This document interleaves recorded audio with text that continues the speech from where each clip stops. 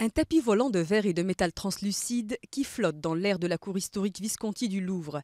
Des matériaux destinés à tamiser l'intensité lumineuse de l'espace d'exposition et à révéler l'architecture néoclassique de l'ancien palais royal, le tout dans un subtil jeu de plis et de replis.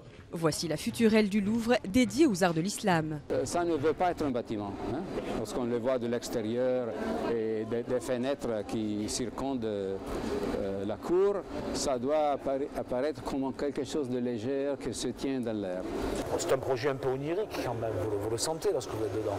Lorsqu'on arrive dans le sous-sol, on est dans le sombre, là où sont exposées les matières les plus fragiles, les tissus, les papiers, alors que lorsqu'on est dans le niveau général du rez-de-chaussée, on y expose des céramiques, des métaux, on est plus à la lumière naturelle. Plus de 130 tonnes de métal et 2000 triangles d'acier mordoré, près de 9000 éléments de tubulure pour un coût total de près de 100 millions d'euros.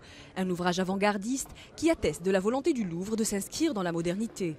Le Louvre, depuis le Moyen-Âge, est un musée qui va de l'avant sans cesse et qui a toujours été capable d'intégrer le plus récent de la modernité. La pyramide de Paix, il y a 20 ans, aujourd'hui le département des arts de l'islam montre bien effectivement cette continuité qui est une continuité historique.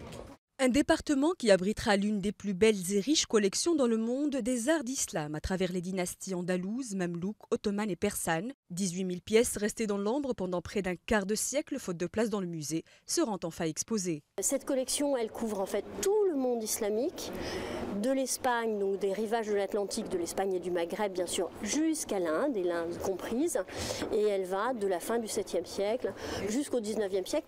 Des œuvres uniques que le public pourra découvrir l'été prochain, comme ce monumental porche mamelouk du XVe siècle, cet ivoire du Xe siècle fait pour le fils du calife de Cordoue, ou encore ce grand bassin incrusté d'or et d'argent datant du XIVe siècle fait en Syrie et utilisé pour baptiser les enfants royaux de France.